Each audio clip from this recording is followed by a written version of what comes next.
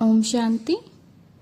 क्या विनाश शुरू हो गया है या अभी भी वक्त है? आज के समय का जो वातावरण है, भारत और पाकिस्तान के बीच जो तनाव की स्थिति बनी हुई है, अचानक कुछ भी हो सकता है।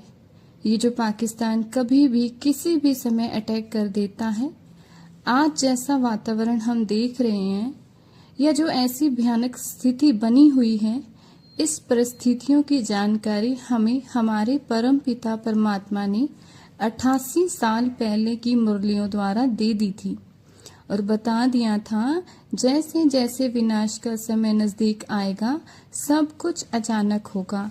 पहले बहुत सारे लोगों को विश्वास नहीं होता था, परंतु आज वही सीन हम सब अपनी आंखों से देख रहे हैं।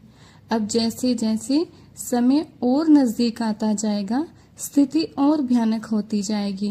बाबा कहते हैं कि अब प्रकृति का ये रूप सामने आएगा कि मान लो जहाँ पानी ज्यादा है वहाँ पूरी तेज बारिशें होंगी और जहाँ सूखा है वहाँ पानी आएगा ही नहीं।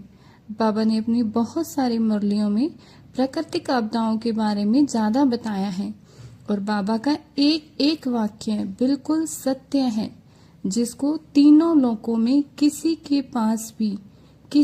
पास भी बाबा के महावाक्यों को काटने की शक्ति नहीं होगी। और बाबा कहते हैं इन सब वाक्यों पे क्यों क्या का प्रश्न नहीं होना चाहिए, क्योंकि हम सबको पता है नई दुनिया की स्थापना होनी है, इसलिए क्यों हो रहा है, कब तक होगा, इन सब का प्रश्न नहीं मन में आना चाहिए।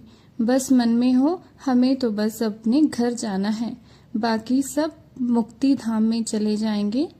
और बाबा के जो पुरुषार्थी बच्चे हैं, जो योगी आत्माएं हैं, वो सारे परम धाम से स्वर्ग में आ जाएंगे। वाह बाबा वहाँ।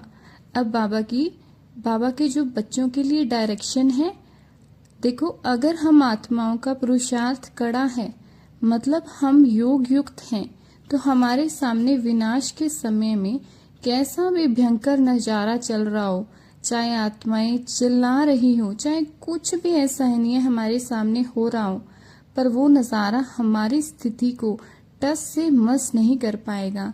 बाबा के बच्चे बिल्कुल सेफ रहेंगे अगर वह योग युक्त हैं तो।